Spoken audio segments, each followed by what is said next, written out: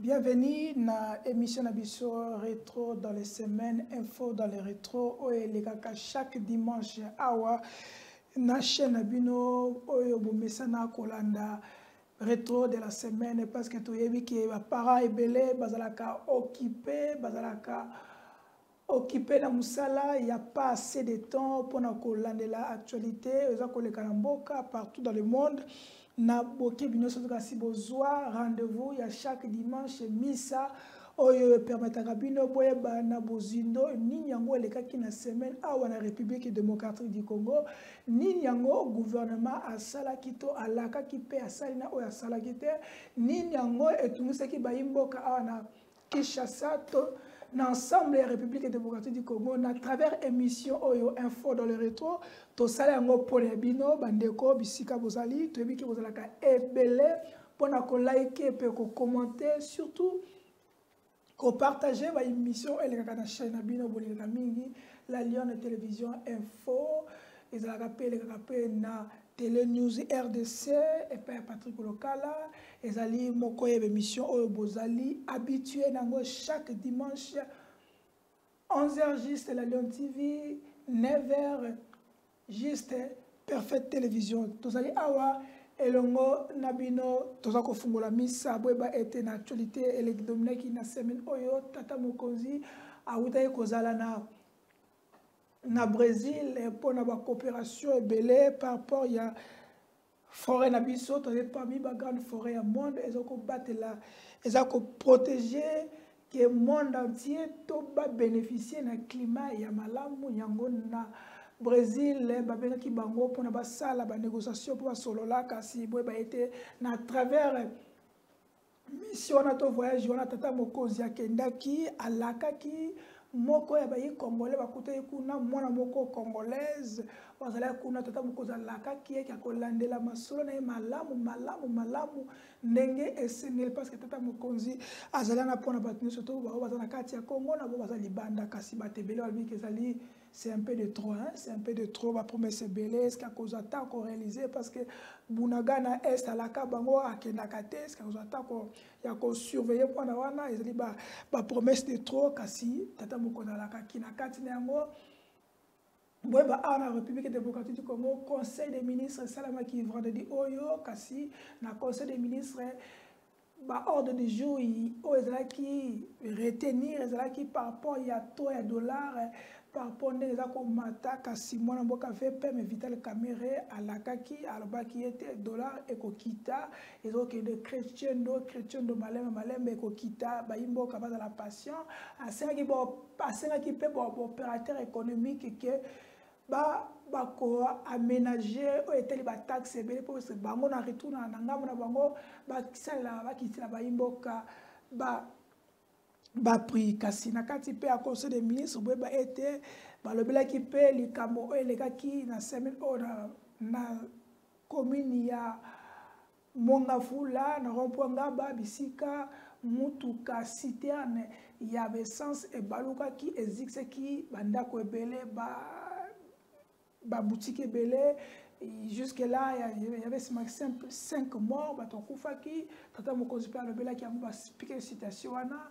babaki ke gouvernement ekozwa ba famille wana en charge par rapport ya likama ekomela ki bango kasi tokozonga pe lisusu kaka na semaine oyo Seni autaki ko publier liste définitive ya ba candidat to ba regroupement nyonso to ba poser ki ba candidature par rapport ya maponami ezali ko ya na 2023 kasi ba regroupement belé ba kokisa ki CIT ba koyaki neti mwana mboka Steve Mikai akwei akoki kokisa CIT mbanga kake belé kasi ko kokisa CIT kasi ba regroupement belé ba kokisi ba sei ko landisa IDPS allié Vital Kamerhe allié ezala UNC ensemble pour la République et l'alternance bati la partie moins belé ba kokisaki sei na bango kasi to komi na tapi ya ba députés provinciaux na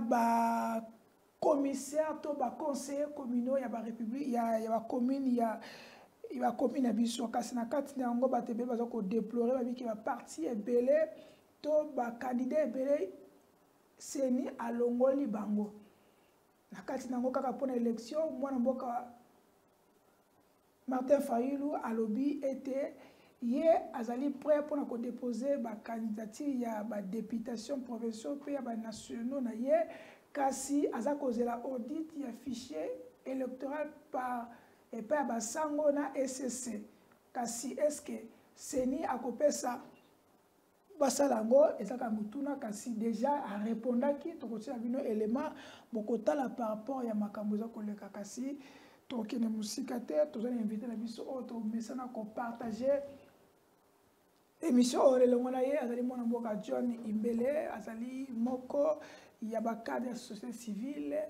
azali jeune azali libre de penser alobaka oyo azali komona soki eza ya solo alobi ya solo soki ezali bobuki mpe lokuta ya koloba mpe bobuki lokuta azalaka na kobanga te ye azali mouvement te batindaka ye te ye alobaka nyonso to esengeli na ye nde tokopartage émission ya mokolo lelo parce que bainvité mosusu baye te mais bokamwa te nde bomoni plateau nde échange ezali kaka baretouche mwa mike mike tokozonga na plateau na biso d'habitude comme elekaka mikolo nyonso merci ya mwana mboka Dani wazali na régie wazoko superviser biso tokende pa mwana mboka John mpona kopesa mbote mwana mboka bon dimanche sois les bienvenus na plateau. Merci Charlie, bon dimanche na EP na pesi mbote na batu nyonso balanda biso et bon dimanche également na bango nyonso. OK. Neni week-end semaine lekinde nini le dimanche comment ça a été na société na ville à Kinshasa partout na Kinshasa tout na commune bisi kozali kimezali ouais kimezali bon kimezala ya bien été parce que congolais du jour au lendemain aller la rara donc kimia ezapezate mais tozo tambolara maleme total ndenge nini bato bazo kamba biso bako bazo mema biso. OK, merci. Tokoti epando ko Dani apesa so premier élément pour notre kota na bozindo ya émission na biso ya mokolelo tolandi élément après tokozonga na plateau. En effet, nous avons assisté à la réunion du comité de conjoncture présidé par le Premier ministre, son Excellence Sama Lukonde. Cette réunion a tourné autour de la question sensible de l'air. Ça fait depuis 3 semaines que le gouvernement, à travers la Banque centrale, est intervenu directement sur le marché d'échange. Et je crois que la population congolaise et tous ceux qui vivent dans notre pays apprécient cette appréciation du franc congolais et nous allons vers la stabilisation de notre monnaie qui est l'attribut de souveraineté pour un pays. Mais ceci dit, nous avons eu des mesures additionnelles. De la part de la Banque centrale, il y a une mesure phare qui a été prise aujourd'hui, toujours dans le cadre de renforcer cette stratégie que la Banque centrale est en train d'appliquer pour vaincre ce combat contre la spéculation sur notre monnaie et contre la dollarisation de notre économie. Au niveau du gouvernement, il y a eu d'autres mesures aussi qui ont été prises et que le Premier ministre et les membres du comité de conjoncture ont avalisé aujourd'hui. C'est que nous devons réguler l'économie. La régulation appelle des initiatives de production. Nous avons aussi décidé que nous n'allons pas laisser faire comme dans une jungle. Le contrôle économique sur les prix doit se faire et de manière sérieuse. D'aucuns ne peut comprendre qu'au moment où le taux d'échange a sensiblement diminué en faveur du franc congolais et s'est stabilisé, et que depuis 3 semaines, les prix restent pratiquement les mêmes. C'est comme ça que nous avons reçu tour à tour les pétroliers qui appliquent les taux d'échange au niveau de leur station, mais nous devons informer ces derniers à la suite du petit contrôle qui a été fait ce matin. Il y a une pratique qu'ils doivent bannir. C'est-à-dire vous achetez du carburant de $100 à 22 500, mais tout de suite après les $100 sont échangés derrière la maison chez un cambiste à un taux très élevé. Donc nous allons suivre toute cette chaîne jusqu'au bout. Nous avons vu aussi des prix différents. On applique les taux ici au centre-ville, mais quand vous allez au-delà de Kinkole, au-delà d'Ensele, on voit les prix commencer à monter petit à petit. Tout cela, c'est un travail de la régulation économique, donc vous pouvez faire confiance à votre gouvernement. Là, nous adressons au peuple congolais. Les opérateurs économiques doivent soutenir l'économie parce que, après tout, nous vivons le bien-être. Ceux qui pensent que la stabilité du franc congolais est conjoncturelle se trompent, puisqu'il y a à la fois des mesures de politique monétaire qui sont bien menées par Madame la gouverneure de la Banque centrale, mais il y a aussi des mesures d'ordre économique et budgétaire au niveau du gouvernement et les résultats, inévitablement, puisqu'on ne triche pas avec les chiffres, ça sera en faveur du pouvoir d'achat de la population. Merci Ndeko Dani. Vital Kamere, alors que nous allons vers la stabilisation de notre monnaie qui attribue nos souverains notre souveraineté. Ndeko John, Olandi VPM, économie, on appelle docteur économie, avec que nous allons vers la stabilité de notre monnaie qui détient notre souveraineté. Yozali acteur de la société civile, vous l'avez senti cela? Stabilité, voilà. Bon, peut-être qu'il y a des gens qui ont senti la stabilité, soit na poche ou bien na bureau, peut-être, parce que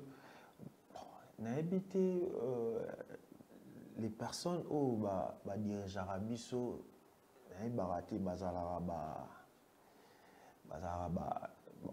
n'a employé ta chef de l'État, qui va monter par hasard. Parce que quand on a Koyoka, bateau à dollars, je crois 22 500. Or, banque ville province à Kinshasa a affiché et communiqué et que taux de change, ils en ont 24 500. Après quelques jours, na commune na biso na ba coin misusu ba changer biso na ba 21, 22, tout ça, les lots, ils ont une stabilité à moi, il y a vraiment stabilité sur l'étendue de la République démocratique du Congo. Mais c'est eux qui gèrent la République, ils ont des raisons fiables. Mais sur le terrain, tout le monde sur le terrain, de changer de dollar à 24 500. Donc, caméra et VPM à cause de ça. À cause de changer de dollar à 24 500. La station est bon, pas une station, ils ont bon côté. La station de Arasco, na jeu et ça les mal à la station. La station royale a 100 $, au lieu de changer dans à 23. Bon, on a précis, on a besoin de carburant, mais si on a place, quand on est pratique en là, il y a le lobby, si on a place, on va changer en intérieur. Donc, pour dire qu'il n'y a pas un contrôle sévère où il s'agit tout au bango va fixer et s'appliquer. Donc ils ont le mois quand il y a le kuta. Il y a le kuta, ils ont vraité, ils ont le kuta. Parce que dengue yozali acteurs ya société civile. Est-ce que le gouvernement n'est pas ça momentanément pour na monnaie la biso zo valeur? Est-ce que zali ko créer ko boya ba kamis ba afficher bato na bango na ba tableau to ko boya ba kamis ba no monnaie mbongo to mo ba ko monnaie na banque centrale. Qu'est-ce qu'il faut pour na monnaie biso ezala stable? Ce qui on lobby le ba kamis te ba tika ko afficher ba ko sabiso. Alors que d'abord ce sont eux qui conduisent la politique monétaire ya mboka na biso. Banque centrale, ministère économie, ce qu'on n'a pas pour la banque, qu'est-ce qu'ils ont prévu? Parce que les lots ont dit que l'opposition critique ne savent pas proposer. On peut bien proposer et bango va tenir compte nangote. Est-ce que c'est notre rôle vraiment de proposer? Moi je me dis que il se trompe. Nous allons proposer si on accède au pouvoir. Tu plan d'abisso et puis tu appliques. Et ils sont là pourquoi? Pour nous diriger. C'est à eux de mettre les locaux en bon sens et que Bissoto en profiter. Vous voulez que nous proposions pour Binobo Iba, Bisso pour vous appliquer en Wolobi comme Yabino. Nous allons, moi je suis contre cela, nous allons rien proposer. C'est à eux de faire au Bissoto CP là pour que la population se retrouve normalement. Comme tu ne voulais pas le proposer, et il doit faire quoi? Parce que jusqu'à l'élo, la proposition c'est pour ça, on dirait fond et qu'il y a un problème, non problème. Il y a $1 $1 1000 francs. On a proposé, ceux qui vont proposer on démissionne, c'est tout. C'est la meilleure de façon. Il y a une démission. Non, on démissionne, comme ça, on cherche quelqu'un qui viendra là reporter. On ne devient pas dirigeant pour se servir. Au commun, on a pour apporter quelque chose. On apporter pour l'amboka. Parce que yo commun, on a aussi pour nous pour ça les loro moroté. Si tu veux que biso te propose le loro dit.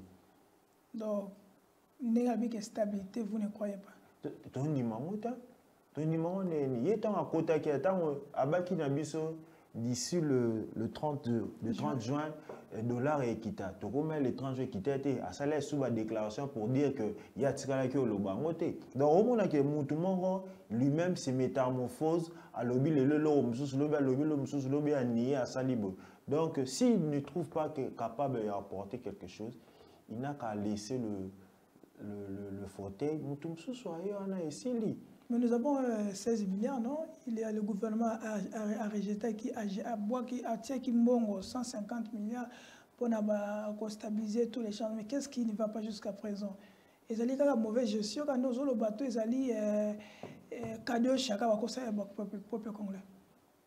La République démocratique du Congo a produit Zaranini pour que les lots a bénéficié de la baisse de taux de change.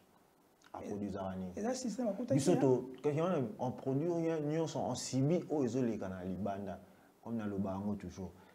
Soso toliaka et utara Libanda, sardine toliaka et utara Libanda, bilamba tola taranyo se utara. Maintenant, les opérateurs économiques, lorsque eux partent acheter, bah somi na to mususu, bah et ah bien exiger bah on va franc, bah tekana na franc congolais. Est-ce que lorsque bah on va l'ingaba que ça sous commande mususu, bah soma doit qu'est-ce qu'ils vont faire? Nous avons créé peut-être les industries où il va nous faire la chemise, il va nous faire la chaussure. Comme ça, si on a bénéficié de ça, au moins que donc, franc congolais aura vraie valeur. Franc congolais aura valeur alors que nous sommes aussi bien à Liban. On a téléphone, tout, on a écouteur même, et où tu as à Liban. Donc ça veut dire aux appuyés tant que les abonnés des alliés Covid, des alliés Ukraine ici, il y a on a habité ceux qui ont bangoté. Maintenant, qu'est-ce que Bango va proposer déjà pour que va créer? Attendez, Zalaba qui n'a pas inauguré la société Batou. Bako un peu bâtonneau ba qui n'a inauguré la société dans mon habitat. Vous essayez la bise à l'homme, vous essayez la bise sur chemise, essayez la bise sur veste, comme ça tout va dans comme ça va donner le vrai valeur dans franc congolais. Ok, tata mokonzi semaine oyo azaki na Brésil, c'est quand même quelque chose à saluer pour la coopération, surtout pour la bassin na biso toza nango ya forêt na biso ezo bénéficier pour la mokili mobimba. Quand même c'est ça va sommer moko boye pour na oteka valeur mboka, c'est à saluer, non? Oui, c'est à saluer, mais le mal est que la RDC et participera déjà dans le sommet belé dans le domaine nyonso ya vie nationale ya Congo. Mais si vous avez résolution ou le somme qu'ils ont attribué pour la République démocratique du Congo et qui n'aura exactement wapi. Est-ce qu'il apportera vraiment la population congolaise ou il apportera Nabatou ou qui n'a représenté la République démocratique du Congo? La question qu'on se poser, est-ce que réellement le fonds au la République démocratique du Congo a troisième peut-être na forêt République démocratique a bisco au la République démocratique du Congo et qu'il n'aura exactement rapide parce que la population congolaise ne bénéficie en rien à Bagnon Soana. Donc c'est bien à féliciter, mais on veut que la résolution ait apporté réellement na peuple congolais, là, ça nous réjouit, nous tous. Parce qu'après le leadership, quand même, ça va, c'est un leadership quand même, ils permettent au monde entier de découvrir Bisso, qui est enclavé, mais cette fois-ci, nous sommes autour et sommés quand même, c'est à féliciter, non? Vous ne voyez pas noir. Leadership, il y a diplomatie assistante. Bon, moi, on a place, on a senti que la RDC a été chaque année au Naïbi, dans le ministère, peut-être il y a travail. Chaque mois de mai ou juillet, et qu'on a sommé la Suisse. Chaque année, la Suisse, sur comment les travailleurs doivent bien vivre, comment l'État peut apporter des solutions. Donc, chaque année, au moins, il y a que sommet et que nous organisé en Suisse. Sans pourtant autant à donc la République démocratique du Congo sur le plan diplomatique n'a jamais été isolée. Mais là, on s'est isolé compte tenu à envie politicienne, il y a chaque gouvernement et quoi ou à monique c'est na sali partenariat na batu o lobby borosé nga boy to boy ils ont peut-être mais la RDC dans tous les sommets du monde la RDC a toujours été représentée. Invitera toujours c'est pas la première fois. C'est pas un bon côté. Canada là Canada moyen. Na Canada, on paie un citoyen, un nouveau-né canadien. Alors que le Canada prépare sa génération en génération. Hein? Canada prépare sa génération en génération. Na politique montée en préparé descendante na donc c'est le gouvernement ils a pour donner sens na bilan ils a zéro donc négatif à jamais. OK, donc aux éléments après tozonga après ce sont des éléments d'Ani pour tout continuer. Tu vas moni yango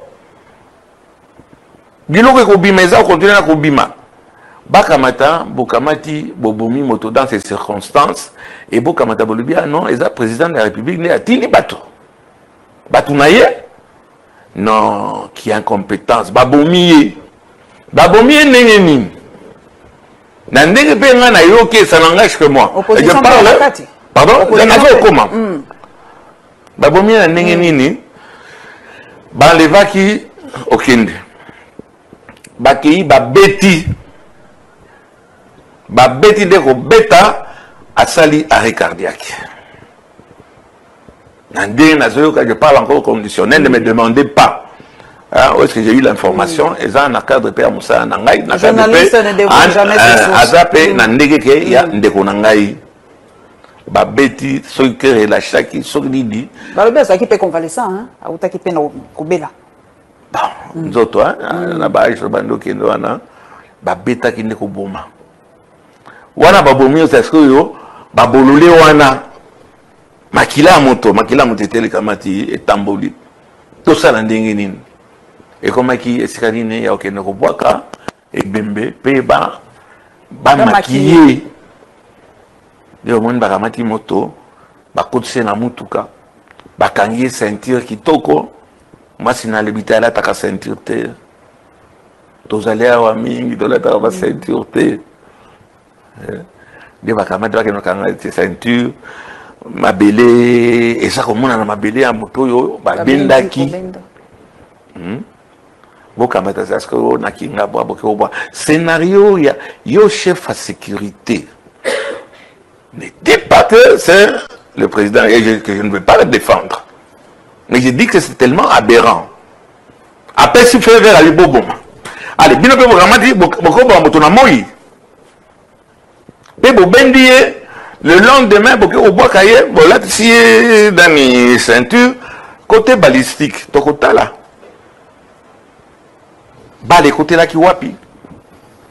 Pas n'est qu'à matériel que nous, quand bétaillé, makile zape mingi te mutaza na position ya kovanda makile zape mingi te éclaboussi au penami tout qualité et donc scénario ya bozoba et voilà pourquoi na le que tainga eza bon ba supputation ba supposition au monique bato baza ko pakola président na biso président nga ce monde droit na poni ba ko pakoler mafuta ou poto babomi na ba service des bomi chérubin oye comme ça siko makambo ya kobanga comment est-ce que to kobimisa likambo yo na miso ya bato oyo baza kotala indice ba mapolette indice ya diwa ya chérubin que ce sont des ploucs de barbouze mingi batanga te de moni dernièrement président de la République aye kolongola chef ya service. Donc ils allaient lier na liwa ya okende changement wana. Je ne veux pas trop m'impliquer d'un côté il y a passion la perte d'Indeko de l'autre côté naza muti Ndeko John papa Molière eloko ni balonga oyo ozo sepela na ngote tango zo ba bongo ke papa pozo bana Ndeko Christ Bosembe est risqué à bengisa yo toi est risqué à interdire bana le Canada TV na République démocratique du Congo. Ndeko Charlie omoni Bosembe ngai na linga osala commentaire mingi tende na banda koloba azamungala ngana azamungala na ba tribu na biso muto aza élevé en dignité ba bengake beaucoup là. Mais je dirais aujourd'hui il n'est pas digne d'être beaucoup là. Il y a ça muto za bidon. Ouais, Bosembe za muto za bidon parce que Bosembe ngai John c'est ça eza institution à l'appui à la démocratie.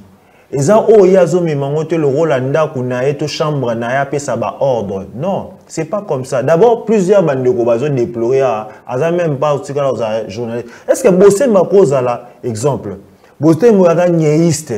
Il y a bien ba autre responsabilité, ba autre personnalité ba niaï. Ba sala Bosembe ni.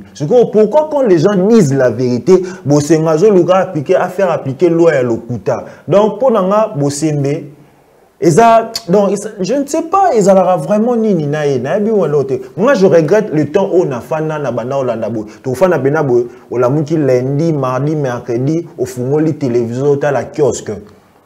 Ozomona ki oyambi Bosembe, ta muto azoloba, oyo Bosembe bandaka koloba lobi, ngana tuni question, Bosembe, oyo bandaka koloba lobi.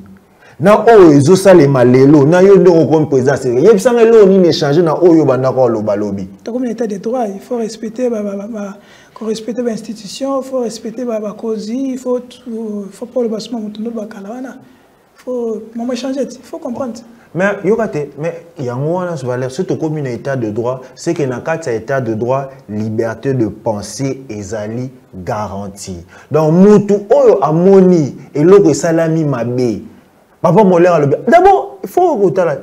Mon papa Malemba, c'est un élu du peuple. Oya Koufi Chéribin, élu du peuple. Bangonyo sobe élu du peuple. Si vous avez un Koufi, au lieu peut-être tous la biso peut sali enquête na biso tant que parlementaire parce que jusque là il faut tant rentrer parlementaire et ça je pense bien que l'Assemblée nationale va côté la situation voilà pourquoi le monde que jusque là ndeko Chéribin à cause azos à l'enterrer parce que tant l'Assemblée nationale rentrer parlementaire je crois que commission il faut se mener enquête si comment batuba lobaté to fana na biso parce que Bosembe zawana biso to banga poto lobaté. Non, c'est pas ça. C'est pas de cette manière que le pays doit avancer. Voilà pourquoi nous avons le baroto, le bar chaque jour, nous par-ci, par-là. Il faut que cette personne, fils à ma maman, il faut pour te servir, te donner la République démocratique du Congo, vraie valeur, la qualité au hasard. Il y a battu le roi, Bosembe Malamuti. Mais tout le monde a fils à maman, tu as maman. Pourquoi vous avez fils à maman? Il y a le Bosembe maman Denise. Mais il y a maman Denise, maman Denise. Maman Denise a 9 mois, elle n'a pas mis sa main à comment appeler Christian Bosembe. Allez-y comprendre, il y a mon ami, c'est ça qu'il est là. Ok. Tu as des images au cas pour la dossier, on a des images il y a ambassadeur britannique qui est dans l'Assemblée nationale, qui est Christophe Mbosso, Modeste Bati, Kosola Makamupeka Maroma Chéribin, Tolandango, Tokozonga Potozo idée, on ne connaît lobby, non, biso Tozo, ya Koloba, pour exemple, pas biso Tokoloba, Tondeni, Tolandango, Potozonga. À tous les peuples congolais, y compris les partis et regroupements politiques, les organisations, ils vont voir dans nos centres, et après, ils vont, s'il y a des problèmes, ils vont revenir à la CENI. Martin Fayulu dit que si le fichier en amont est déjà pollué, ça ne... J'ai eu une très belle rencontre, ma première avec Monsieur le Président de l'Assemblée nationale. On a parlé de l'importance du partenariat entre la Grande-Bretagne et la RDC et aussi les relations interparlementaires, donc avec aussi le Parlement britannique. Et on a parlé aussi de l'importance d'avoir les élections inclusives, crédibles et transparentes, que tous les Congolais puissent avoir un choix libre et démocratique pour choisir leur gouvernement et aussi les députés. J'ai exprimé aussi mes condoléances pour la perte de l'honorable Cherubino Kente et notre rôle peut-être d'aider dans l'enquête. Nous sommes très clairs sur la souveraineté et la indivisibilité de la territoire congolaise et pour le respect pour le droit international et aussi pour notre appui et soutien pour les processus régionaux de la paix et notre effort pour appuyer tous les efforts pour améliorer la qualité de vie des Congolais, surtout dans l'Est, et de trouver une solution durable et paisible. Merci Ndeko Dani, ezali pour la biso plaisir pour un élément wana. Ndeko Olandi, Ndeko Aoutina Mokile Wapaya, azali ambassadeur en Grande-Bretagne. Alobi bayiba mona clair pour na machiri ben. Mais awara mboka ba boyi biso to mona clair to lobate. Est-ce que yepe ba ko interdit bango ba ko tama ba dossier wana? Bon, bango ba ko interdit bango te parce que ya za mupaya ka de lobby. Biso ni peut-être de toza na sol congolais et que toza ba congolais des interdits pour na biso. Or to citer peut-être continuer le banabanda que le bango il y a lobby à kenaki na parler na parlement tant à lobby que il faut enquête et ça là ndena na ko le baké na rentrée parlementaire au salima le 15 septembre après ouverture et ils en a commission moko et il faut mener enquête pour voir pourquoi Chéribin a confié pourquoi et puis tozoa le vrai version Chéribin oui au moins ce qu'il y a Chéribin et les qui n'ont pas boyé c'est que au moins des cas bazo kidnappé na mobanda na baro kidnappé batu donc comme là on okufa donc na Bugingana tozolela na est kuna batu bakufa donc la vie à Congolais, un citoyen congolais, et la vie malheureux parce que azana mutu morte oyo ako bundelae o ako garantir sécurité na paiement durable.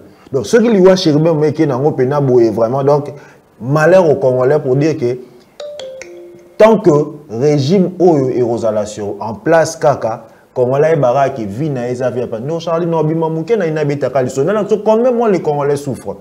Na fandaki na baluka dans le quartier na sepani na notala ba maman na ba quartier to solo la to volera et en sort na ngamo aza à ce qui parle ba service traiteur et qui a l'ambara et puis a qui couper ça na ba fête na parcelle na azo préparer biloko wana bonne aza bailleur et puis bonne il y a locataire na emo aza kia omoni munguso ara normlai parce que bazo kata ba partir munguso na pour boka bonne na ya habite maman, pisanga biloko non lambila bana balia na fufu. Abi oh, mais on va boire kaka balia kangote munoka ba abi bana bakolia na fufu. Nga siko tonga betela nga na zonko to bla nga bi o bakolia. Oh sera chango munga chango pilipili chango tomate. Donc après il sera bi tellement kayo qui passe à longolé na ba kingwa soso na ba ni na peso. O mona ke na kolia. No obi Michael. Obi Michael makola soso. Oh. Ah. Batamilo ba Congolais baliaka. Jean-Michel makola au moins Congolais na niveau au Congolais zo souffrir. Congolais zo souffrir. O ça siko boye to fani na miso to tala kaka to ba norobeta na biso kaka maboko fachi beto muko tombolo caméra et tout ça. Donc Congolais azo souffrir. Donc il y a donc souffrance et à un niveau mo so komi ozo mona ba Congolais que la bango na mao. Ok, Babi qui a porté aide d'abord pour une enquête. Qu'est-ce que nous avons parce que dernière fois tu vois qui va notre autopsie, courir qui, courir zongi, moi ça la moi qui est dans notre nassou ezalagité. Jusque là tu évites évolution qui n'est ni. Mais ils ont apporté leur soutien ambassadrice Abike pour apporter soutien pour la enquête et qui n'a pas longue. Est-ce que l'enquête on a n'engagé tout ça comme moi, n'engagé besoin de tout le monde. Est-ce que ce serait une enquête moko et qu'on dit moi de part d'autres? Déjà ceux qui depuis déjà, il commis un problème, boy. C'est qu'il y a un souk en autour. C'est pour qu'il y a ça qui a pour savoir. Ça, c'est pour sa conclusion. Et on a vu, ce qui déjà depuis est commis, boy, ça ne sert plus à rien. Donc, Ndeko Okende accueilli tout le courage à la famille, bana, tout bandeko, la courager à apporter, faire la lutte, bienvenue, baya tout continuer lutte, Ndeko Cheribe accueilli. Parce que déjà clair exact, c'est que clair peut aux alentés. Et ça a molili. Ok. Quand on a l'Assemblée nationale, Christophe Mbosso na bati, balobi. On se préparer par rapport à collaguer toutes les lois qui sont en souffrance na session collaguer pour signer surtout. Qu'est-ce que d'abord la population et là qu'on nous retenir na mandature na député na assemblée plutôt et là on retenir ya loi moko basali retenir ya malonga na Assemblée nationale au Yambulo. On y a Assemblée nationale à Toro et l'Assemblée nationale il y a Soni na Yamawa. Oh baba patriarche parce que les dirigeants koto Mbosso koto bati. Na lobby il y a Soni na Yamawa. Oh Assemblée nationale est présenté biso comment renouvellement ya baba. On a bien en ligne.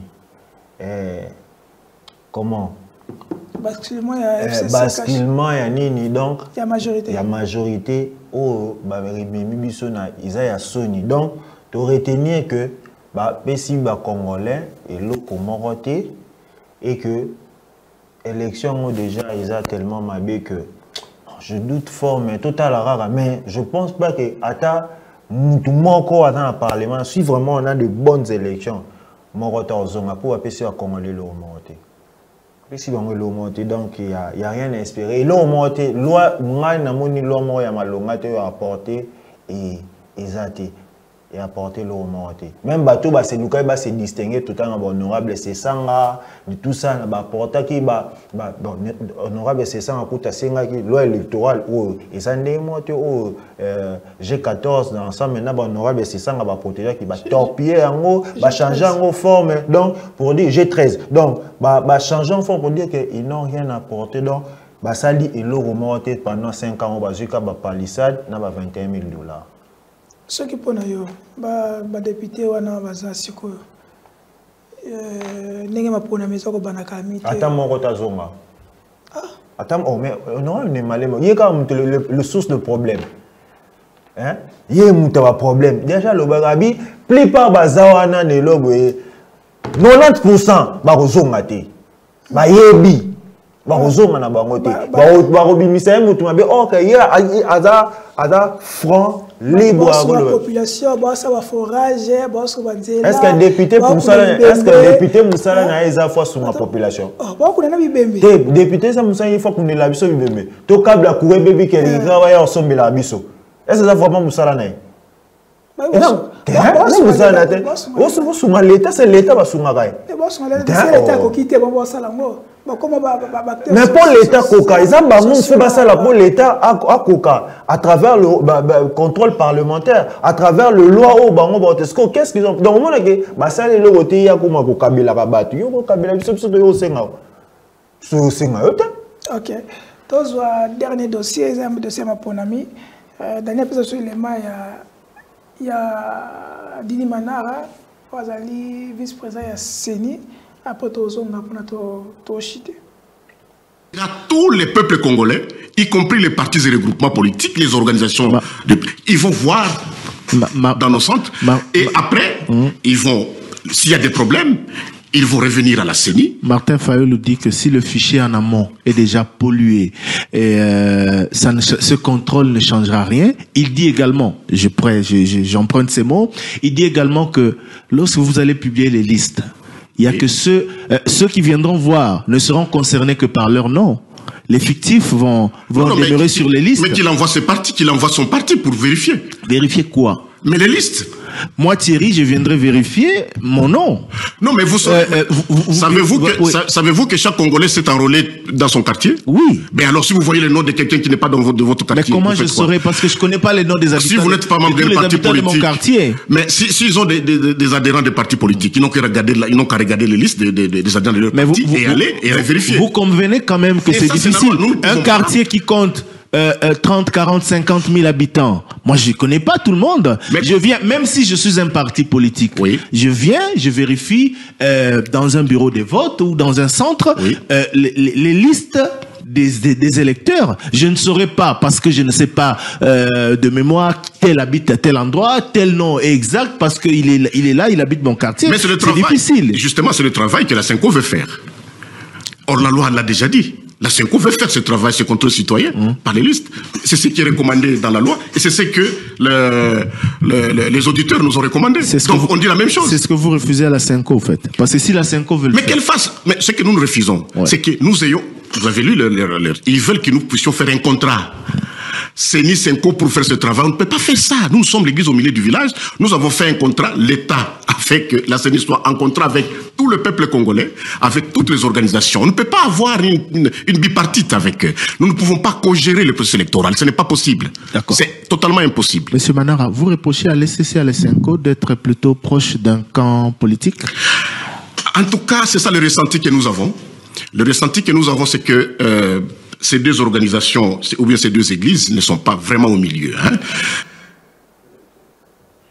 Merci Ndekodani, Oyoki Didi Manara, Alobi Aboyi, Sala, contrat na SCC, na un côté pour notre fichier électoral, les trains en marche, il n'y a plus rien à faire.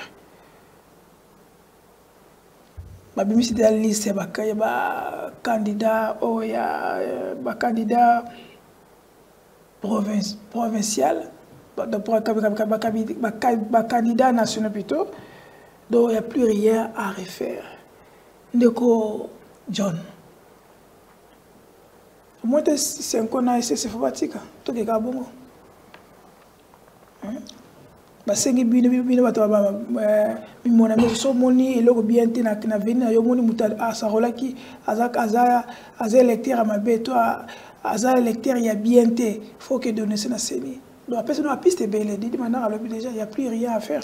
Ndeko Charlie nako répondre honorable et attaque honorable Didi Manara que désordre au basali bazolinga peut-être batbaye bangote mais tu es bien combien bon bo enrôler bana mike batwazaki na ba machine basala ba se faire enrôler et puis boyebi escroquerie du siècle au bosali donc Charlie exercice no linga na sala tout ça quand déjà dakala ta la carte ya ngai elongo ya ngai ala rati ebunga et mon à la ratine à tamboula na mokabe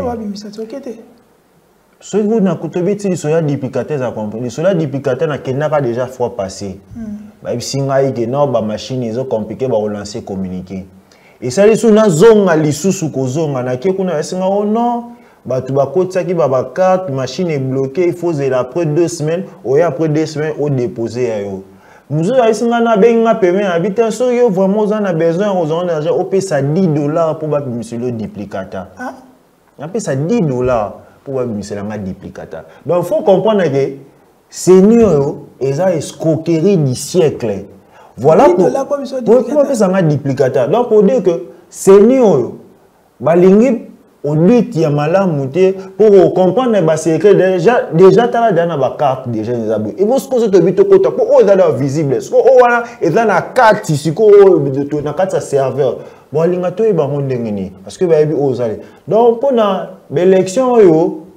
élection vraiment peuple congolais a se préparé à donner tout ça par force ceux qui ont appliqué à titre 64 la constitution ceux qui donc tout se préparé car de sorte que tout est là après le 20 décembre et l'oroni niroya au moins d'abord date où va fixer pour nous publier ba liste na ba parti o ils arrêté ni ba regroupement ba reportant date année qui était ba bendi date le jour je malgré ba ça plus rapidement ba boyaki que surtout déjà tant à l'opinion et qui déjà ba no pe ça gagner ba ça rapidement ba mieux donc c'est quoi les jours il y a publication ba résultat aux alandengani toto moko ka ko kisi saité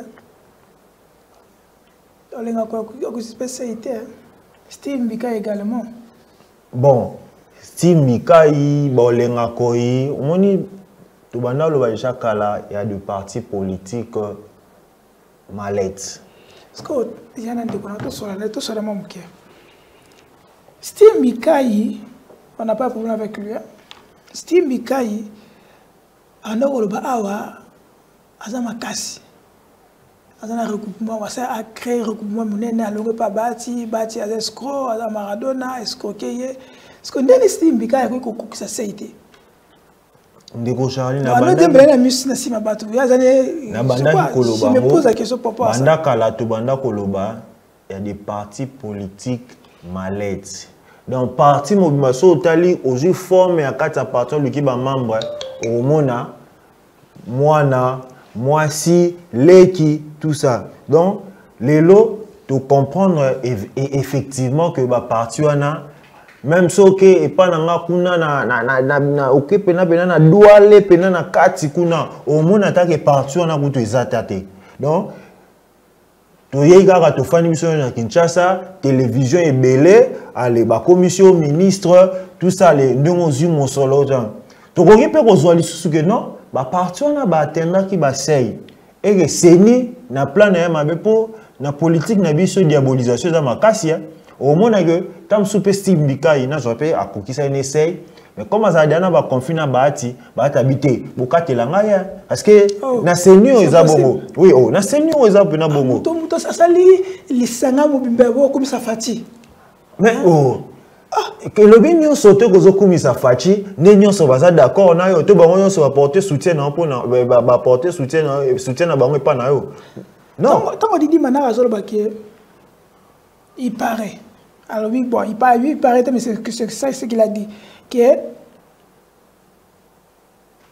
vous allez être surpris il y a un monde malgré Martin Fayazo boycotté par l'élection bon on va tourner na kati ya ba fichier na position électorale ba déposer ba candidature wana zo ayebi ba musu ba poser ba candidature na compte ici dia obatama mais na opinion boza lokuta to ni et lo ka lobby vrai mais ndenge ba moro plan na biso o moni seigneur tout exact na tu la na landia na dans les réseaux sociaux, ancien premier ministre Tchibala a déclaré que non, il écoute parmi le parti où ils ont reconnu IDPS Tchibala et ils ont tout mais Ayoki n'a pas liste au cas d'immobilier, ils en ont donc avec cette CENI, tous à l'après à comment on a nyonso que Mouto a fait le rose de rappel oh comment il y a un déco X Azakuna, mais alors qu'il est parti dans les bois qui au donc avec cette CENI, il faut s'attendre à tout. Donc c'est possible. Donc oh didi mananga bimsika vérité, il y a besoin de oublier. Tant que bino bozolo wawe, otika tokota na kati, tout monde a eloko nini za na kati affiché wana exactement. Ce que didi mananga avec fichier et au salamate le que les deux églises wana basali ba porte-parole opposition donc faut pas que tu population landa bango et c'est na 5 ans faut pas population landa baza mal bouche ils sont des porte-parole il y a opposition donc faut pas balanda bango ndenga traiter bango pour na yo c'est indigne pour un deuxième vice-président CENI ou c'est un politique qui a dit ça. Wana isa entre deuxième personnalité à CENI mais c'est un politique. Wana suko a salé les casquettes na ya politicien parce que ayebi ndenge oloroni ni bazolamba o bakoya ko offrir ba congolais.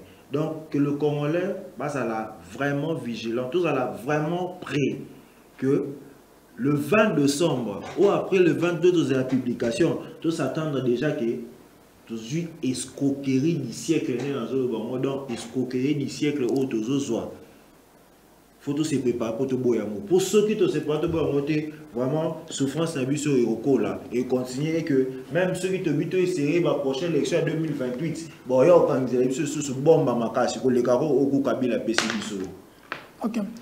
Donc, comme Nasuka, finalement, Godem Poyi, il est rétabli dans ses droits. Il peut réussir au Batanase, il va gérer la province de Sengeli. Si vous êtes au Batanase, est-ce qu'ils sont sincères? Vu la question de subir la menace, la guerre, parce qu'il est rétabli, il n'y a plus moyen de revenir sur ça. Néo Charlie, si vous avez discuter, il y a que partage, il y a ça bien. Mais si le quoi Babi va se réconcilier, c'est bon ça va partage malam et Baroubé va la soutenir. Mais si ça partage ma bé, au moins qui Baroubé va la réaliser. Donc, on a des sur les photos de Maki Mukebai. Est-ce qu'aujourd'hui, tout le monde va se dire surtout que le lot va passer Maki Mukebai raison dans le soir de Koloba, comme héros. Est-ce que la République démocratique du Congo, tout ça, tout le temps à lobby, va critiquer, mais tant qu'on les a bimé, au PC, comme héros, tout le temps que tu as été, tu as coufiné, tu reconnaître la valeur, la dénonciation. Pourquoi tout le monde est à la union sacrée, est à la opposition, tout le monde va à une aminité que Mike Mukebai avait raison dans notre nom pour Godem Poyi. C'est qu'est-ce qu'il est?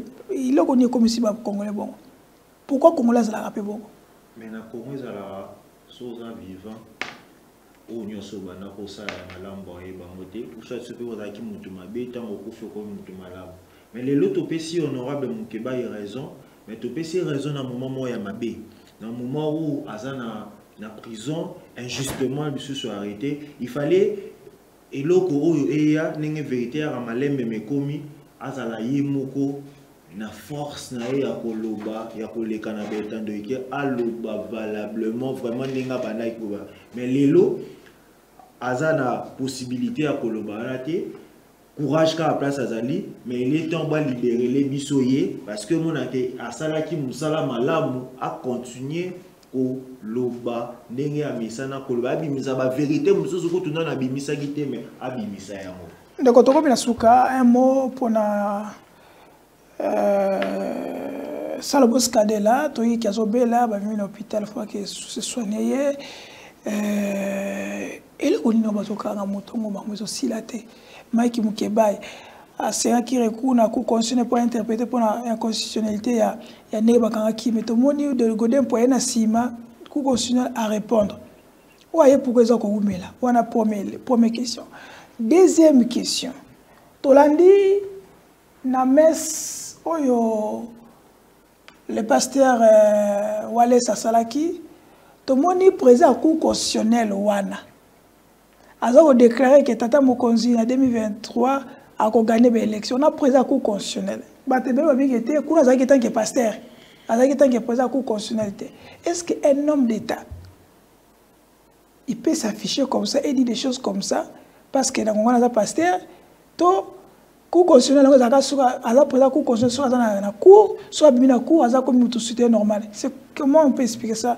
Malheureusement, pas dans le point de tout suite. De Charlie, d'abord, pour nous banana, pour de Salomon SK2 là, à continuer à cause de Makassi. De toutes les façons, au Wazo Lukaba affaiblir Azaka Makassi. Na ebandeli na lo baki que kidnapping ezo continuer na Kindu na nini na la déclaration na top Congo bazo attribuer yango toujours na bike Salomon Kadela eza omoni régime oyo eza pasi ba ebika ko sera makam mais o ba on bazo ko sala te ba ebi ko lo bango te bon pona ozonga pona nini ya prière ya Walesa na déclaration au pasteur ya président ya cour constitutionnelle.